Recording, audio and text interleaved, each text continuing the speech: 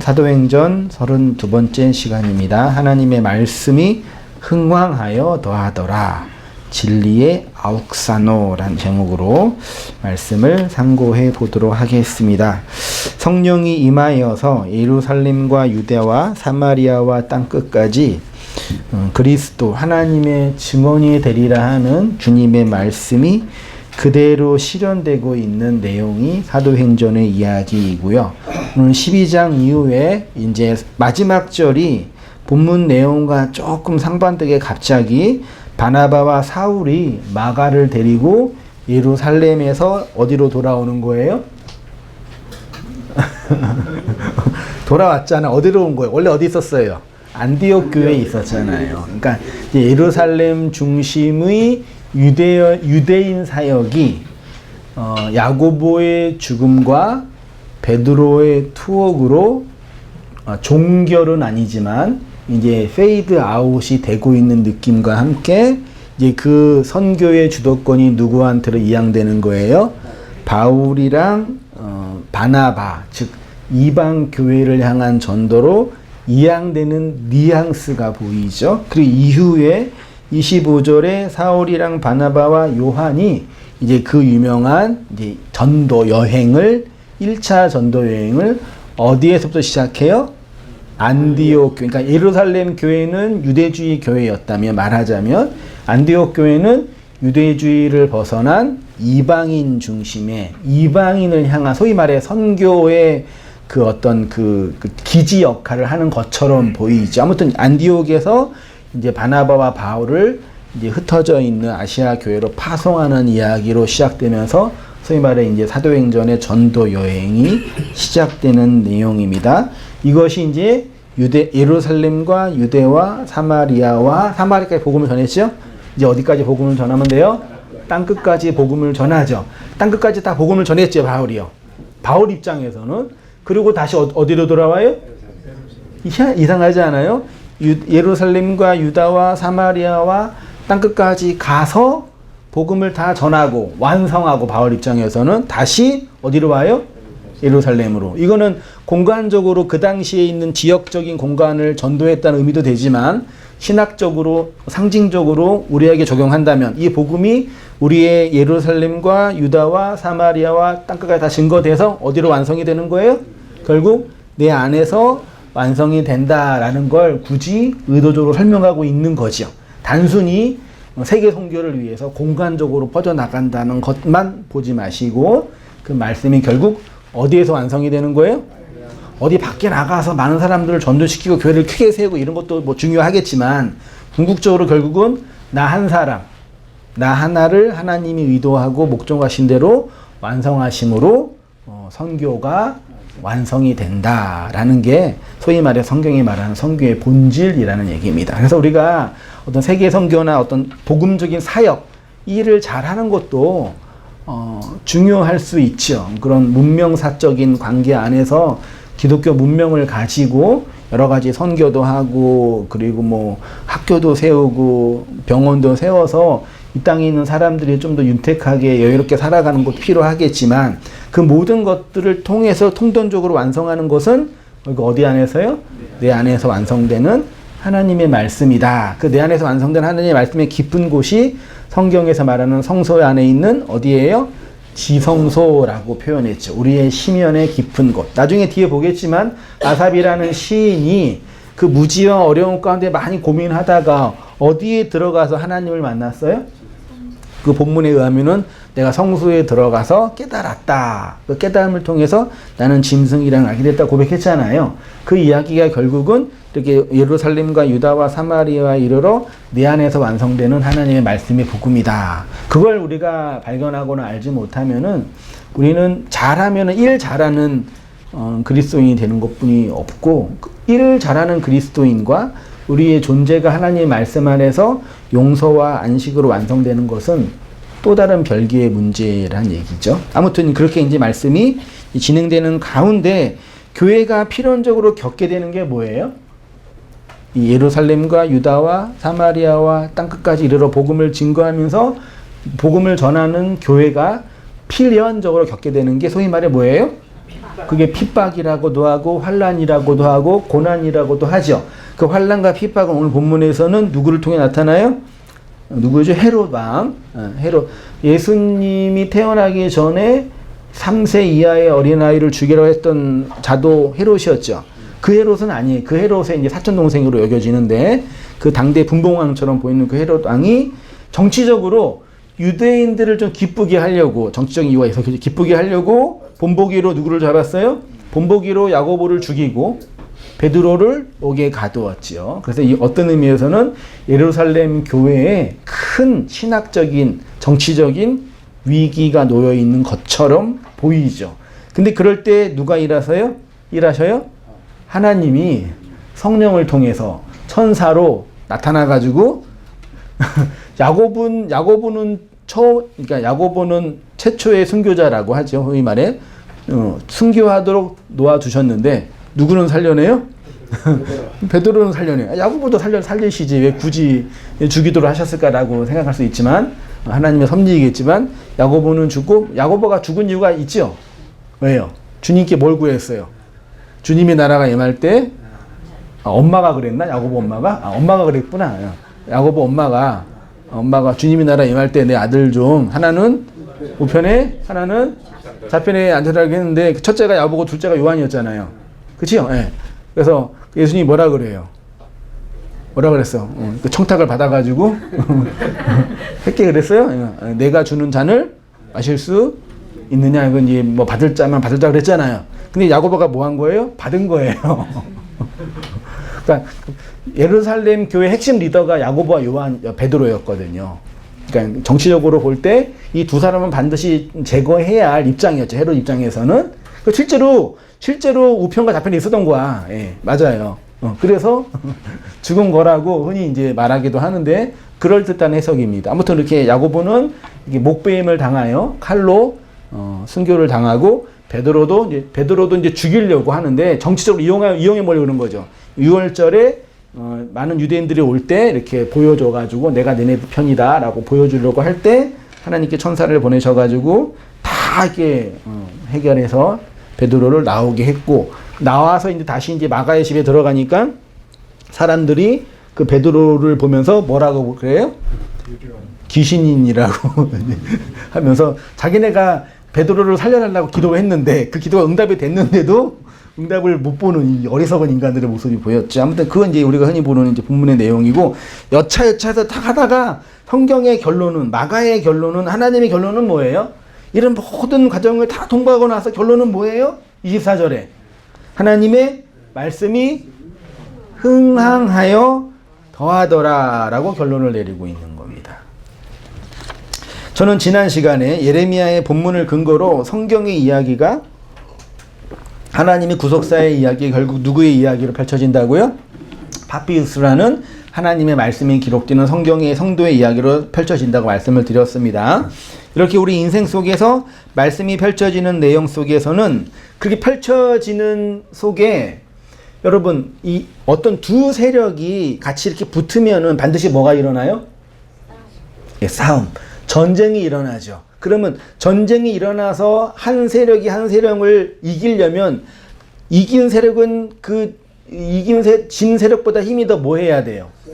세야 되잖아요, 일반적으로. 그러면 나라는 세력과 이 땅에 살고 있는 나라는 자아와 내 밖에서 임하는 하나님의 말씀이 내 안에서 뭐가 일어나요? 전쟁, 싸움이 일어나죠. 말씀의 싸움이라는 게 일어나죠. 그러면 그 말씀이 나에게 긍정적으로 감화와 감동을 주기는 하지만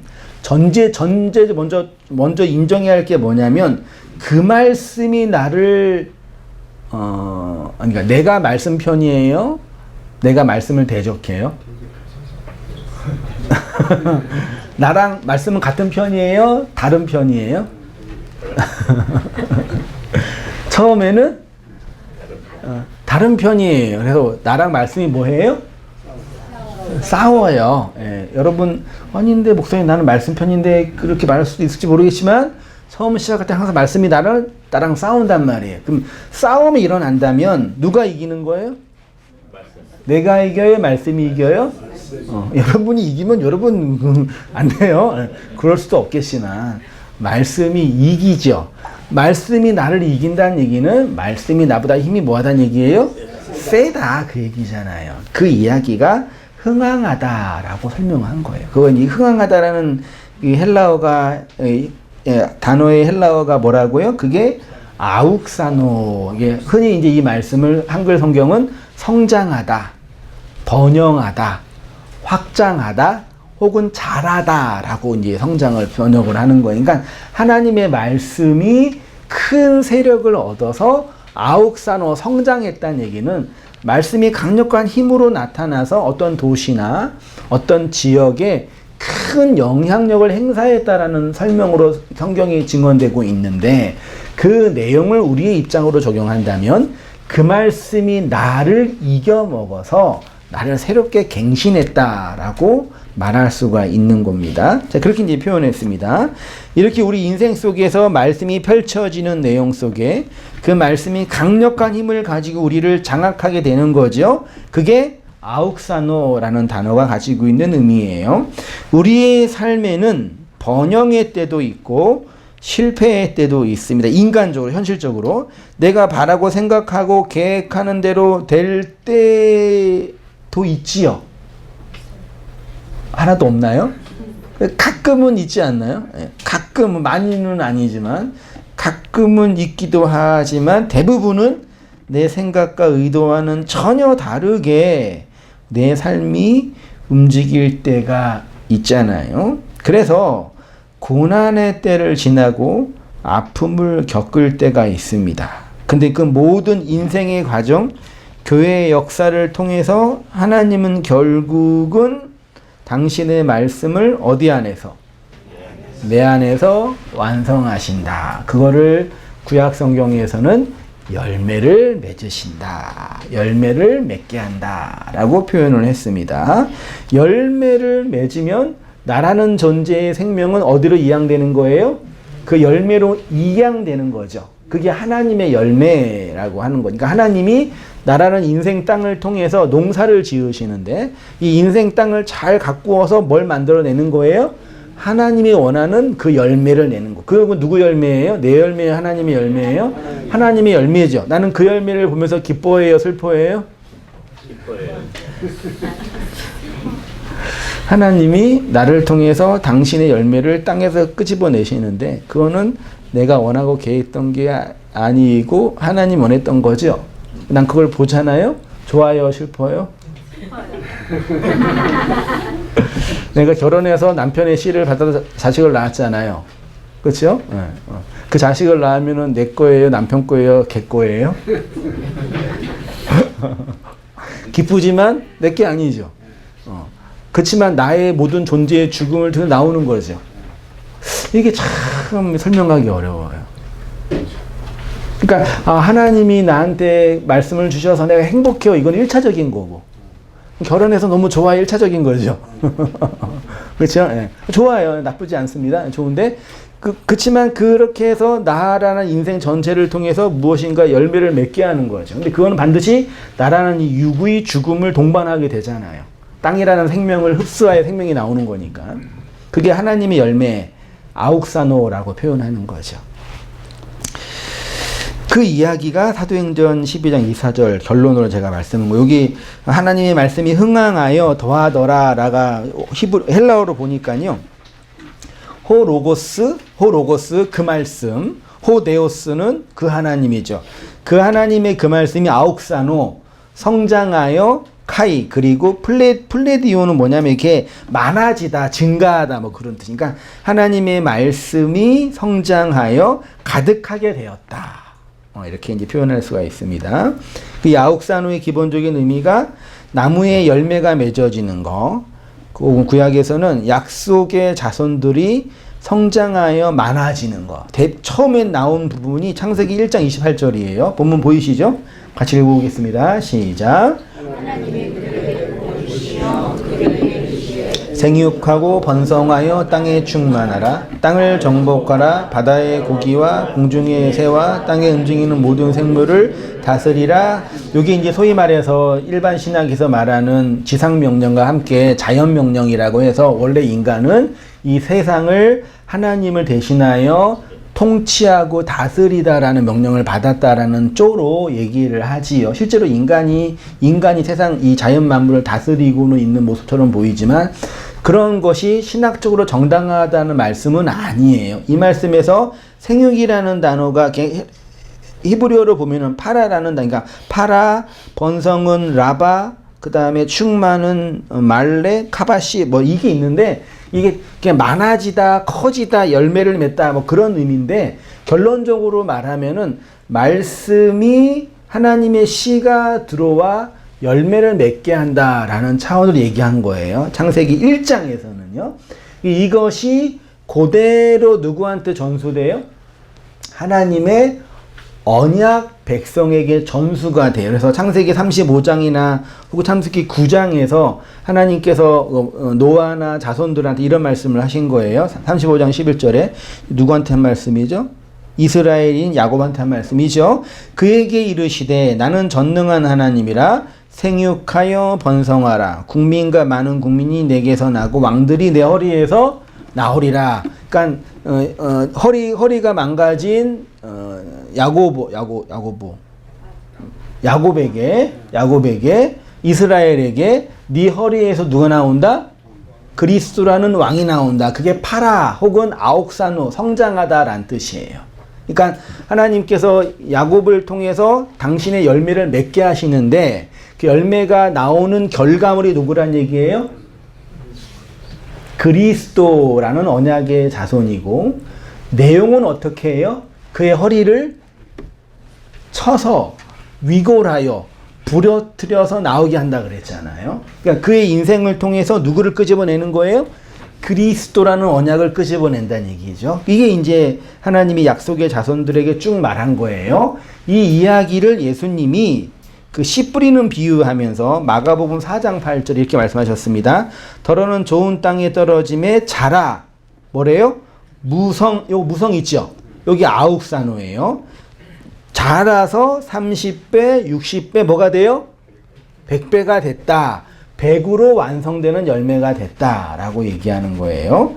베드로후서 3장 18절에 같이 읽어보겠습니다. 시작. 오직 우리 주 곧 구주 예수 그리스도의 은혜와 저를 아는 지식에서 자라가라. 영광이 이제와 영원날까지 저에게 베드로 사도가 그리스도의 뭐와? 은혜와 그를 아는 어디에서? 지식에서 뭐 하래요? 이게 아욱사노예요. 성장하라. 요거를 이제 소위 말해 성화주의자들이 그리스도 안에서 뭐 하는 거라고요? 성장하는 거라 그러죠. 그래서 이제 교회에 오면은 처음에 무슨 반 배워요? 확신을 가져야 되고, 그 다음에 확신을 가지면 성장을 해야 되고, 성장을 하면 뭐 해야 돼요? 열매를 맺어야죠. 그래서 확신 반, 성장 반, 열매 반, 그 다음에 다 하고 나서 이제 뭐예요? 일을 해야죠. 사역자 반 해가지고 이제 교회를 이제 제자 훈련해서 이렇게 그런 단계와 과정과 시간을 통과하면은 나는 어떤 그리스도인이 돼요?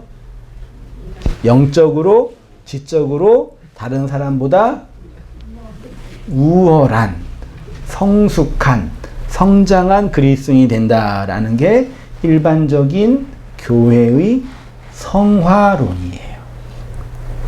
그러면 이렇게 질문 드리면 되잖아요. 우리 성도님 최소한 10년은 한 3, 40년 기본적으로 신앙생활 하셨잖아요. 그동안 설교 들었던 게 몇 편이겠으며 기도한 게 몇 분이겠습니까? 예, 초신자 빼놓고. 그러면 그 오랜 시간 동안 경건생활, 기도생활, 말씀생활 하셨잖아요. 봉사생활. 성장하셨어요? 이 어둠이 분위기는 내가 이렇게 다른 사람보다 혹은 그대들보다 더 이렇게 성화, 인격적으로, 도덕적으로, 윤리적으로, 지적으로 성장하셨어요? 자, 따져볼까요? 지적으로 성장하셨어요? 저도 경험하거든요. 나이가 들어갈수록 우리의 지성은 점점 어두워지죠. 안 그러세요? 청년 때나 그렇지. 시간이 지나면 지날수록 많이 들었지만 점점점 어떻게 돼요?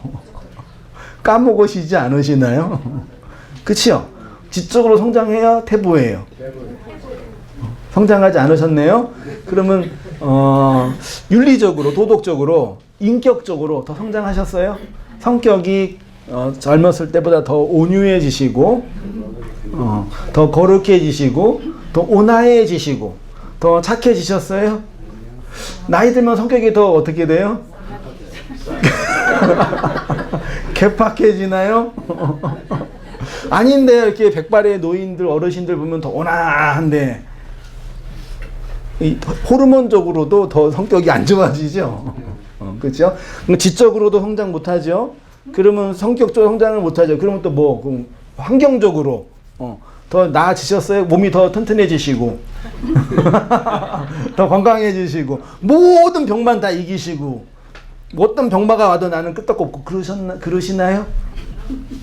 그러면 전통교회에서 말하는 성장에 간다는 얘기로 우리가 교리로 본다. 우리는 그러면 어떤 그리스도인이에요?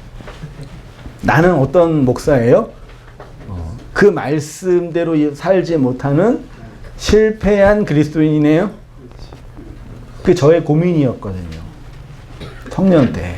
성경은 사람들은 우리가 신앙생활 열심히 하고 종교생활 열심히 하면은 더 착한 사람, 더 온유한 사람, 더 온전한 사람, 무엇인가 이전부터 더 진보되는 사람이라고 가르치고 나도 그 일을 위해서 애쓰며 신앙생활을 하고 있는데 내 한편 깊은 곳에서는 어떤 마음이 있었냐면 야, 너 발전하지 않아. 제 개인적으로 너 말씀을 그렇게 많이 들어도 너 더 이렇게 진보하지 않아. 그런 게 제 안에 있었어요. 왜냐면 저도 성화론적으로 되게 깊이 감화를 받았던 사람이거든요.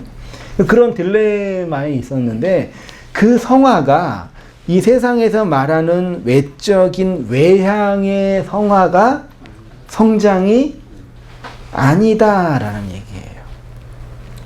그 뭐냐 얘기죠. 누가 가장 지혜로운 사람이에요? 누가 가장 지식이 많은 사람이에요? 뒤에 결론적으로 제가 결론으로 낸 두 사람이 있죠. 누구예요? 욥이랑 아삽이거든요. 욥은 욥기라는 큰 역사 속에 있는 인물이니까 우리가 많이 보고 있는데 아삽도 뒤에 보면은 이제 열받았잖아요. 화났잖아요. 왜요?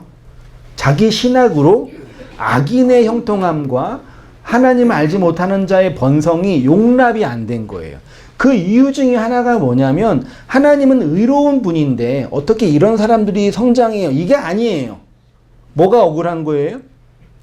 시편 온 거 다 읽어보지 않으셨나요? 뭐가 억울한 거예요? 나는 평생 동안 예배 생활하고 헌금 생활하고 열심히 애쓰면서 이렇게 애썼는데 쟤네 보니까 맨날 일요일날 놀러 다니고 뭐하고 했던 인간들도 잘 살고 더 번영한단 말이에요. 그래서 뭐에 속에서? 열받은, 그러니까 하나님에 대한 신앙이 아니에요. 열받은 거에서 하나님께 기도한 거예요. 주님, 나는 평생 동안 당신을 위해서 헌신하고 노력했는데 내게 남는 건 요것뿐이 없는데 쟤네들은 뭐예요? 열받았는데 나중에 어떻게 했어? 그래도 경건한 성도였으니까 어디에 들어간 거예요? 성소에 들어가서 그네들의 뭘 봤대요? 결말. 그걸 또 사람들이 오해해가지고 야 너는 평생 동안 신앙을 해가지고 천국에 가는 거고 걔네들은 지옥 가. 그러니까 걱정하는 이 얘기가 아니라 그 인생의 에스카토스 고드란테스 마지막 하나가 어떻게 완성되는지를 어디에서 발견했어요? 성소에서 발견하고 나와서 뭐라고 고백해요? 나는 깨닫는 게 짐승입니다. 나는 무지했습니다. 라고 고백해요. 그러니까 그 모든 지식을 통해서 뭘 알게 되는 거예요? 나는 알지 못한 미라를 알게 된 거예요. 하나님의 일하심들을 알지 못했다라는 걸 어떻게 돼요? 알게 된 거예요.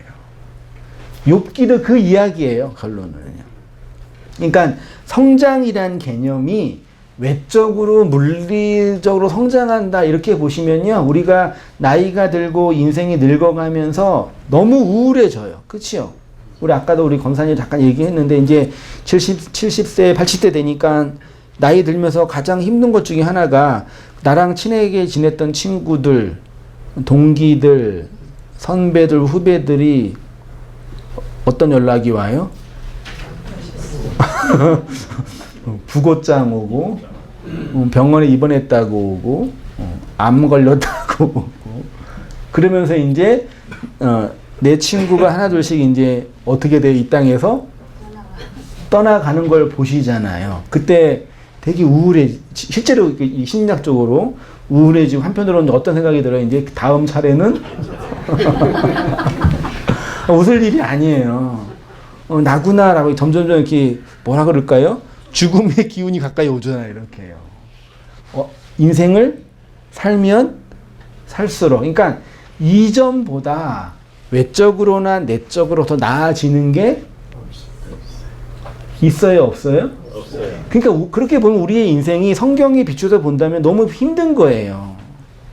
성경은 우리가 더 온전해지고 더 평안해지고 더 풍성해지는 거라고, 30배, 60배, 100배 열매를 맺을 거라고 예언하고 있는 거라고 본다면, 우리는 그렇지 못하니 우리가 신앙생활을 제대로 못하고 있기 때문이라고 스스로 반성하게 만드는 거라면 아니에요. 우리는 그렇게 점점점, 이렇게 표현하면 그렇지만 어두움 속으로, 죽음 속으로 뭐 하는 거예요? 빨려 들어가는 과정 속에 있는 거예요. 슬프지만요. 네. 분위기 왜 이러지? 안 된다. 힘내야 되는데.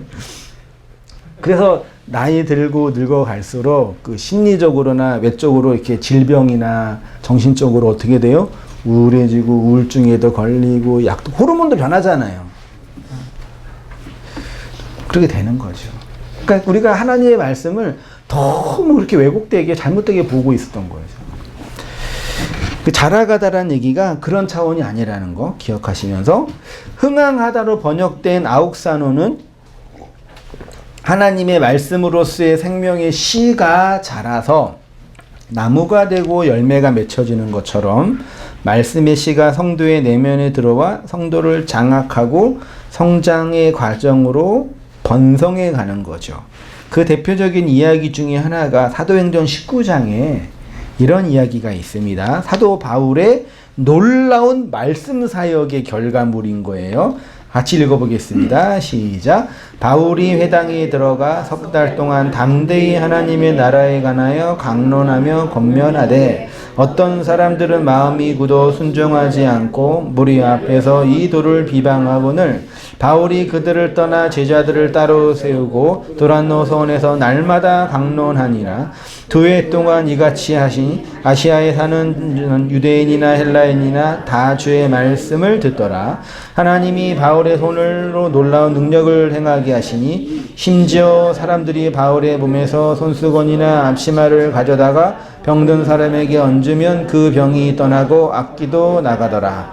에베소에 사는 유대인과 헬라인들이 다 이 일을 알고 두려워하여 주 예수의 이름을 높이고 믿는 사람들이 많이 와서 자복하여 행한 일을 알리며, 또 마술을 행하던 많은 사람이 그 책을 모아가지고 와서 모든 사람 앞에서 불사르니 그 책값을 계산한 즉 은 5만이나 되더라. 이와 같이 주의 말씀이 힘이 있어 흥황하여 세력을 얻느니라. 아까 사도행전 12장에서는 말씀이 흥황하여 더하니라 그랬죠. 오늘 사도 바울의 사역, 바울이 에베소 지역에서 두란노 서원을 세우고 2년 동안 말씀 사역한 결과가 뭐예요? 이와 같이 주의 말씀이 힘이 있어, 크라토스, 흥황하여, 이게 아욱사노, 세력을 얻느니라, 이키오스, 강력해지다라는 얘기예요. 그러니까 말씀이 왜 힘이 있어야 돼요? 그래야지만 싸워서 뭐 할 수 있기 때문에 이길 수 있기 때문이죠. 오늘 본문에서는 에베소 지역에는 아뎀이라는 우상을 숭배했던, 옛날 다 우상 숭배 지역이었으니까 하는 그 곳에 우상 숭배를 이겨먹는 강력한 힘이 필요하잖아요.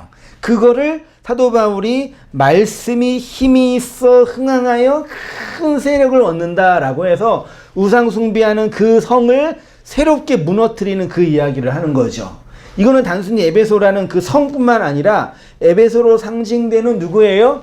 우리 옛사람, 이 땅에 바벨론으로 살고 있는 나를 하나님이 넘어뜨리기 위해서는 나보다 뭐 해야 돼요? 말씀이 세야 되잖아요. 그거를 오늘 본문에서는 크라토스, 이키노스, 아욱사노 등등으로 설명하는 거죠.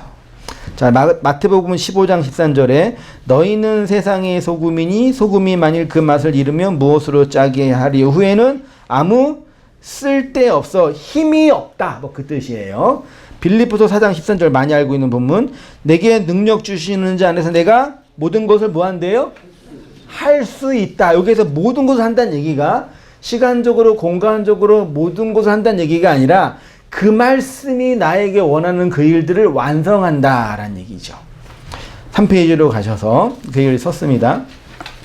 하나님의 능력 안에서 행할 수 있는 힘을 이스키오라고 하고요. 이렇게 주의 말씀인 로고스가 주의 백성을 장악함으로 그들을 하나님의 언약, 베레시트의 완성으로 이끌어 가시는 거죠. 실제로 사도행전의 역사뿐만 아니라 교회 역사 속에서 이러한 말씀의 나타남과 능력으로 한 도시가 변하고 인생이 새롭게 되는 경험들이 동시다발적으로 일어날 때가 있어요. 요거를 성경신학이나 교회 역사로 뭐라 그래요? 요거를 좋은 신학적인 용어로 부흥, 영적인 각성이라고 해요. 그러니까 우리가 그런 영적인 각성과 내적인 변화가 일어나지 않으면 이렇게 한번 돌이킬 수가 없게 되는 존재들인 거죠. 심지어 에베소 지역에도 이렇게 우상 숭배했던 곳에 모든 우상의 책들, 마술의 책을 다 불태우고 우리가 하나님을 섬기겠다고 했던 역사가 일어났던 것처럼 교회의 역사 속에서도 한 개인이나 한 집단이나 한 지역에 동일한 일들이 일어나는 거죠. 지금은 서구 문명이 뭐 그리스도의 문명이라고 말할 수 없을 정도로 이미 그렇게 전통화되었지만 제가 신학교 때나 청년 때 존경했던 많은 그 신학의 많은 인물들 중에 하나가 나도 이렇게 해서 은혜를 받았으면 좋겠다라고 생각했던 분들 중에 많은 인물들이 많이 있어요. 그분들의 책이나 그분들의 신학을 이렇게 심취하면서 봤는데 그 이탈리아의 그 중세 시대 때, 그러니까 루터나 칼빈이 오기 이전에 개혁자들이, 물론 그때 신부였지만, 여러분 우리가 종교 개혁으로 볼 때 종교 개혁을 성공한 사람이 누구라 그래요? 루터나 칼빈이라 그러죠. 근데 그 전에 종교 개혁 운동을 일부러 하지는 않았지만 그 개혁적인 사상을 가지고 있어서 많은 인물들이 있었어요. 근데 그분들은 다 어떻게 됐어요? 다 살해당했거든요. 소위 말 순교당했거든요. 그 중에 한 명이 기랄로나 사보나 놀라가는 이탈리아의 신부님인데, 신부예요, 신부. 말씀의 각성과 변화를 받아서 그 설교를 하게 되는 거예요. 설교를 하게 되니까 피렌체라는 그 지역 전체가 확 뒤집어진 거예요. 그래서 그 지역에 잘못된 방식으로, 물론 신학적으로 문제가 없지는 않았지만 섬겼던 것들을 다 불태워서 그 설교를 듣기 위해서 수많은 사람들이 모여서 한 지역 전체가 한 순간 한 점에 변화가 일어난 거죠. 그걸 소위 말해서 영적인 각성과 부흥이라고. 제 인생도 돌아보면은 이렇게 지금 말씀생활 꾸준히 하고 일상생활 살고 있지만 인생의 한 부분에서 하나님이 급작스럽게 강력하게 뭐 할 때가 있어요? 임하실 때가 있죠. 그때 야곱이 경험했던 것처럼 허리가 꺾이고 나의 모든 생명이 단절되는 영적인 어떤 그런 각성들이 일어나잖아요.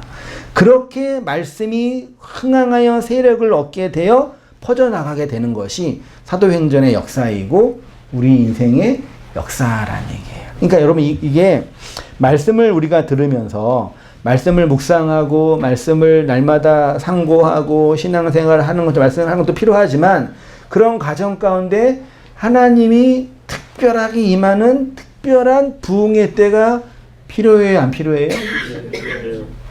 그래서 이제 그런 것들을 위해서, 그런 날들을 위해서 하나님께 기도하기도 하고, 간구하기도 하고, 그렇게 하다가 문득 우리 인생 속의 말씀이 어떻게 돼요?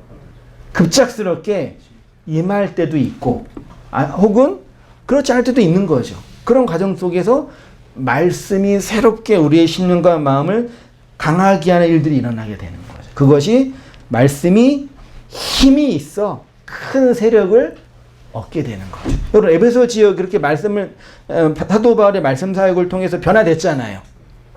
지금도 그래요? 계속 그랬어요? 아니에요. 그치만 그런 간헐적이고 경험적인 내용이 반드시 우리 인생 속에 뭐하다?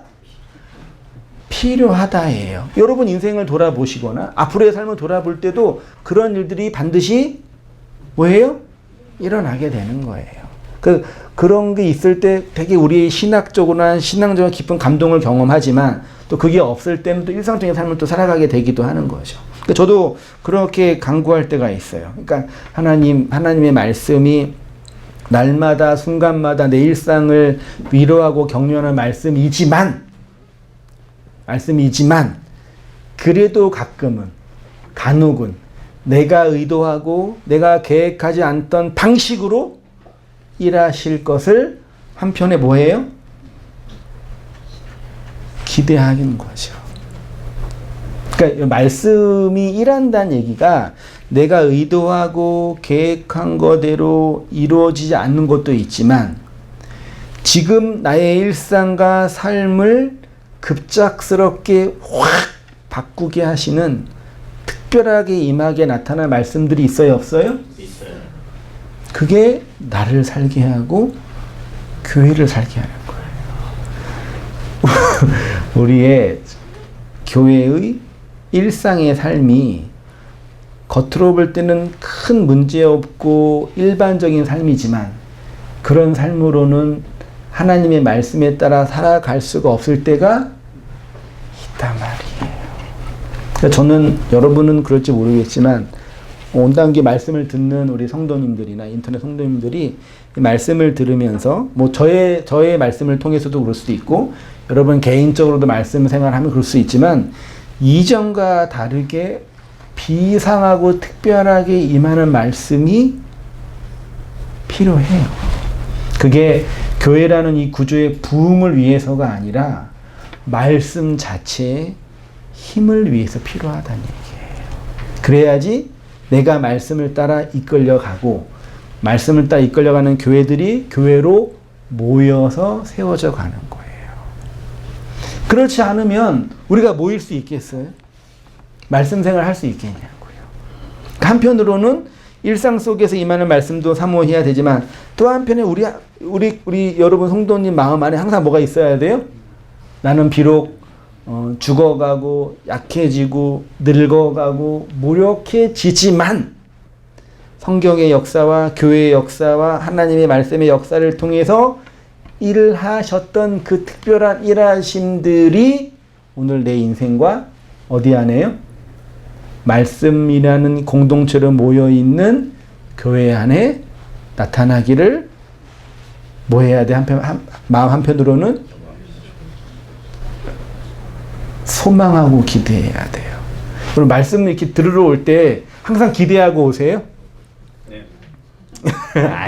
에이, 습관적으로 올 때도 있지요? 설레임. 우리 성도님 다 그러시구나. 그치만 또 가니까 또 가는 거고, 또 들으니까 또 이럴 때도 있잖아요. 그것도 필요해요. 그렇게 필요한데, 그런 일상을 가끔 이렇게 초월하고 특별하게 임하는 내가 생각하지 못하는 방식으로 말씀하시는 하나님 일하심들이 뭐예요? 필요하단 말이에요. 그 나의 계획과 나의 의지를 초월하여 일하시는 하나님 일하심들인 거죠. 그런 것들이 말씀 안에 우리 안에 항상 이렇게 매여 있게 되는 거죠.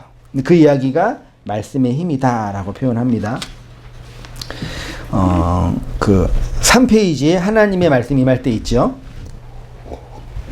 사도행전 6장 7절은 일곱 집사를 택한 후에 6장 7절, 7장 17절, 12장 24절 있죠. 하나님의 말씀이 점점 왕성하여, 7장에서는 애굽에서 번성하여, 12장에서는 말씀이 흥황하여 있죠. 6장에서는 일곱 집사를 택한 후에 나타난 내용이고요. 7장에서 스데반 설교 중에 있는 말씀이, 아까 19장에서는 바울의 설교 사역 속에서 있었던 겁니다. 특히 19장에서 아우구스나 연결되는 단어가 힘이 있어 세력을 얻다라고 했습니다. 주의 말씀이 힘이 있어서에서 힘이라는 단어가 크라토스라 그랬고, 요게 헬라어의 권능, 권세, 뭐 디나미스, 크라토스 이런 거죠. 강력한 힘이라고 표현하는 거죠. 제가 말씀드린 거는요.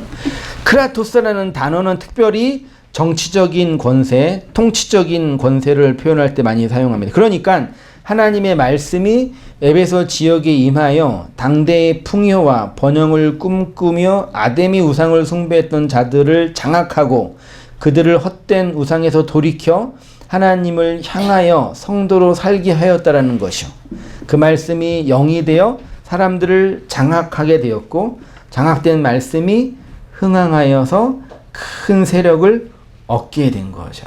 그게 뭐라고요? 소위 아까 말씀드린 영적인 각성과 부흥이라는 얘기죠. 그 일들이 우리 인생 속에서도 경험되고 지금도 나타나며 앞으로도 나타나기를, 내가 기도한다고 될 건 아니에요. 그치만 일어날 거예요. 그래야지만 사람들이 세워지고 교회로 세워져 가게 되는 거죠. 베드로 사도가 이렇게 얘기했습니다. 오직 우리 주 곧 구주 예수 그리스도의 은혜와 저를 아는 지식에서 뭐래요? 자라가라. 여기에서 자라가다라는 말씀이 흥황하다예요. 사도행전에서는 하나님의 말씀에 강력한 부흥이 있어서 도시와 마을이 새롭게 되었다고 선언하였는데, 베드로는 나라나 도시가 아니라 누구라고요? 그리스도 안에서 복음을 깨달은 교회, 성도 한 사람 한 사람을 향한 말씀인 거죠. 이러한 말씀은 이미 구약에서부터 많이 있었습니다. 호세아서 6장 1절 이하 본문 보이세요? 같이 읽어보겠습니다. 저기 한번 잠깐만 에어컨 좀 켜주시겠어요? 한 분이요. 같이 읽어보겠습니다. 시작. 오라 우리가 여호와께로 돌아가자. 여호와께서 우리를 찢으셨으나 도로 낫게 하실 것이요 싸매어 주실 것임이라. 여호와께서 이틀 후에 우리를 살리시며 우리가 그의 앞에서 살리라. 그러므로 우리가 여호와를 알자. 힘써 여호와를 알자. 나타나심은 새벽빛같이 어김없나니 비와 같이 땅을 적시는 늦은 비와 같이 우리에게 임하시니라 하니라. 에브라임아 내가 내게 어떻게 하라. 유다야 내가 내게 어떻게 하라. 너희 이내가 아침 구름이나 쉬 없어지는 이슬 같도다. 그러므로 내가 선지자들로 그들을 치고 내 입의 말로 그들을 죽였노니 내 심판은 비처럼 나오느니라. 나는 인애를 원하고 제사를 원하지 아니하며 번제보다 하나님을 아는 것을 원하노라. 호세아의 말씀의 호세아의 결론, 이게 말씀의 결론은 뭐예요? 여호와를 알자. 하나님을 아는 것이 필요하. 그때 이제 말씀 중에 하나가 여기 6절을 보시면은 결론적으로 나는 인애를 원하고 제사를 원하지 아니하며 번제보다 뭐래요? 그러면 여러분 제사와 번제는 구약의 제의잖아요. 호세아는 그 구약의 제의보다 인애와 하나님을 아는 걸 원한다고 했으니 제사를 드릴 필요 있어요? 없어요?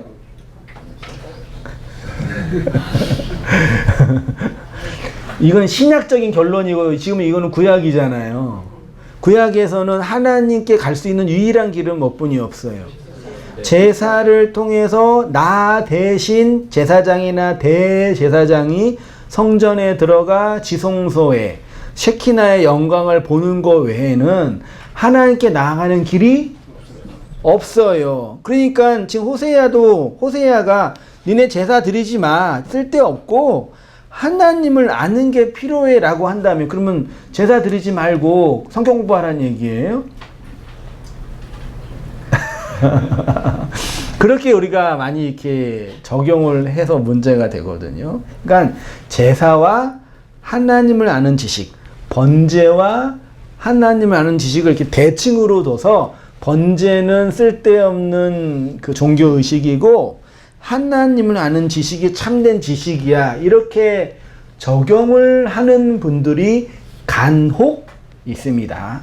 이런 윤리적이고 율법적인 체계는 다 옛날 계명이고 우리는 율법을 초월하여 진리로만 살아가야 돼 라고 말한단 말이에요.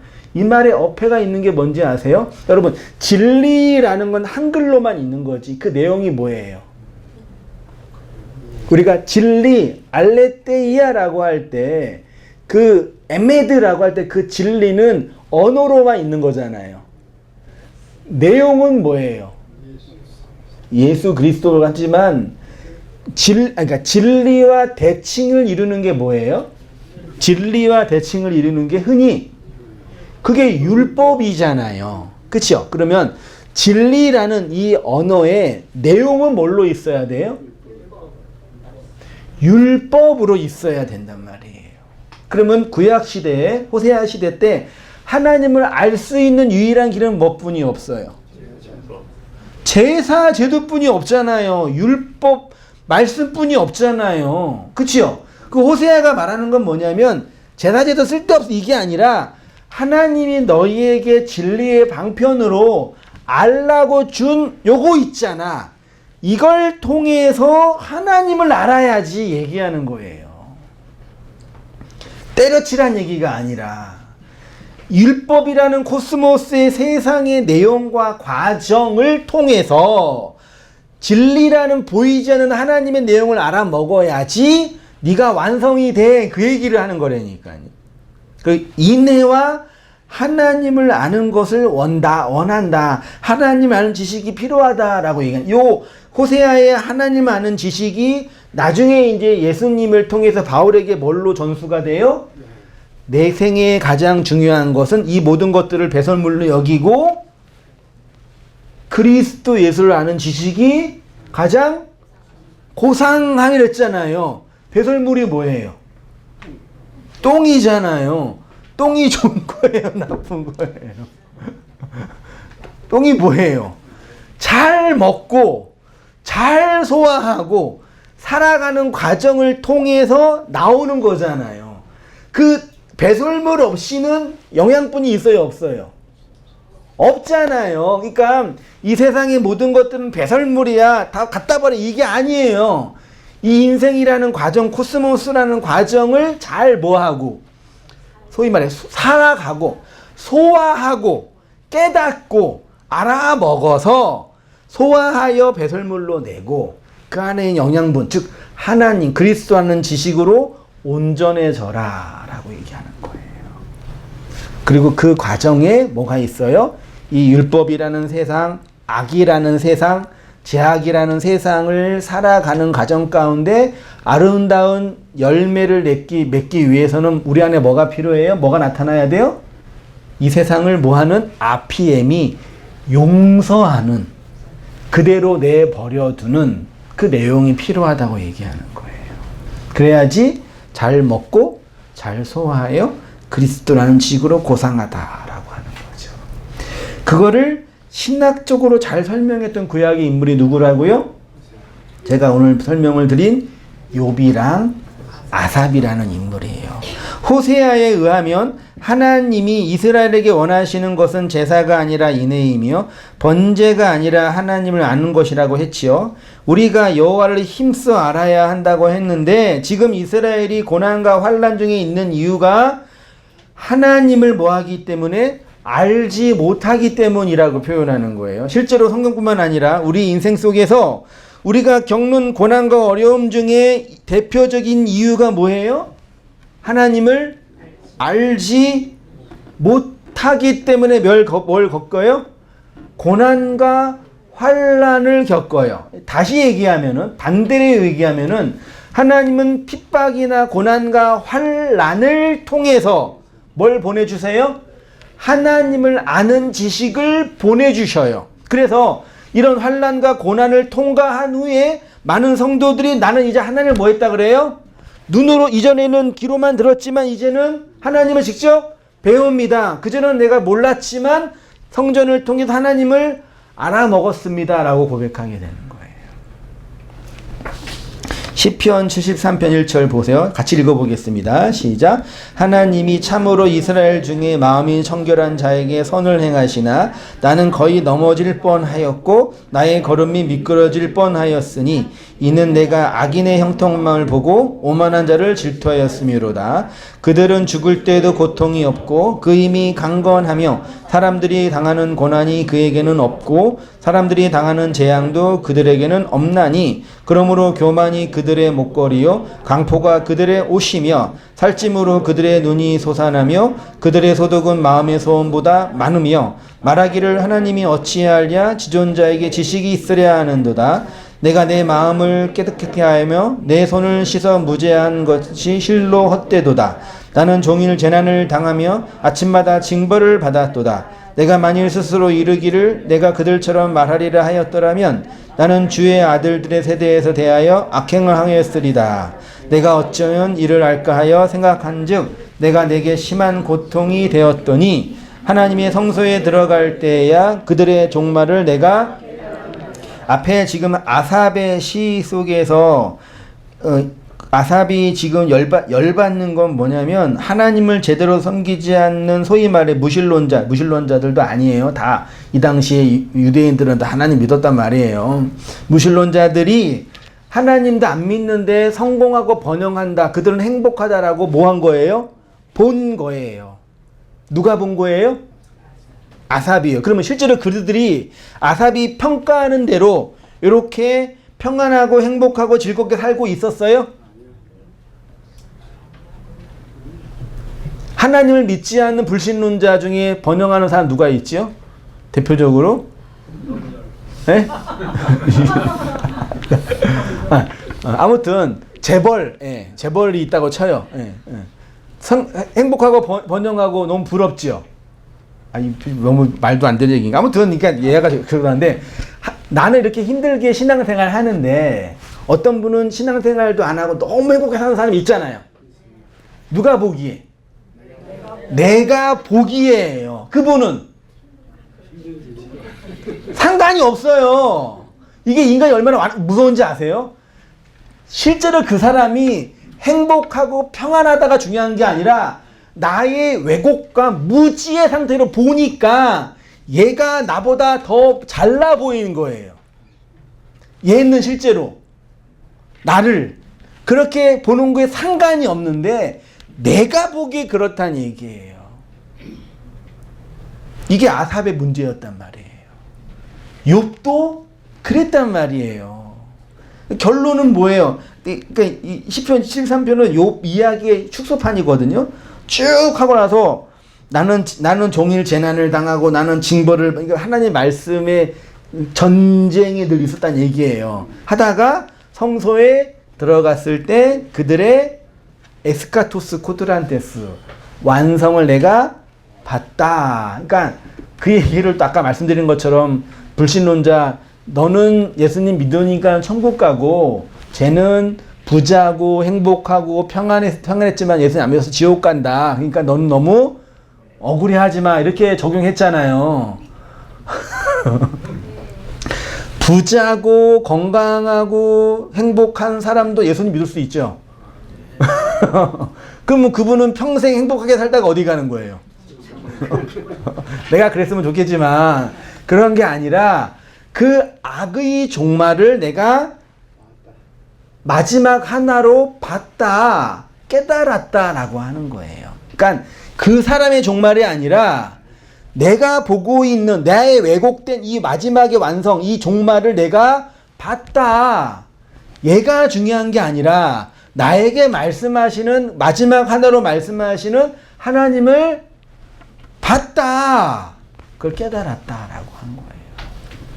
욥기도 마찬가지잖아요. 쭉 얘기하다가 뭐 엘리우나 친구들이 막 얘기하다가 하나님이 나타나서 뭐 했어요? 다 뒤집어 엎으시고 하나님이 말씀하셨죠. 그때 욥이 뭐라 그래요? 내가 내가 벌레이고 먼지이고 내가 죄인 중에 괴수입니다. 고백하잖아요. 그리고 나서 그전에는 주님을 들었는데 이제 내가 주님을 봅니다. 라고 한 거잖아요. 그 마지막 완성을 내 안에서 받습니다. 라고 하는 거죠. 그러니까 우리 적용적으로, 내 묵상으로 말한다면 내 안에서 완성되는 하나님의 일하심들을 내가 받습니다. 하나님이 이 모든 인생의 과정들을 통해서 나에게 용서라는 안식이라는 말씀으로 완성하십니다를 본 거죠. 종말에 있을 일들을요. 그래서 깨달았다라고 표현하는 거예요. 이게 아욱사노의 본질이에요. 성장의 본질이라고요. 그러니까 외적으로 도덕적으로 성화되는 게 아니라 내 안에서 하나님의 나라가 용서라는 안식으로 완성되는 것을 깨닫는 것. 그게 영적인 뭐라고요? 성장이래요. 그래서 나중에 이제 73편 20절에 뭐라고 표현하냐면은 주여 사람이 깬 후에는 꿈을 무시함 같이 이 세상에 뭐라고 본 거예요? 꿈이라는 걸 본 거죠. 주께서 깨신 후에 주의 형상을 멸시하시라. 21절 내 마음이 산란하며 내 양심이 찔렸나이다. 22절 내가 이같이 뭐래요?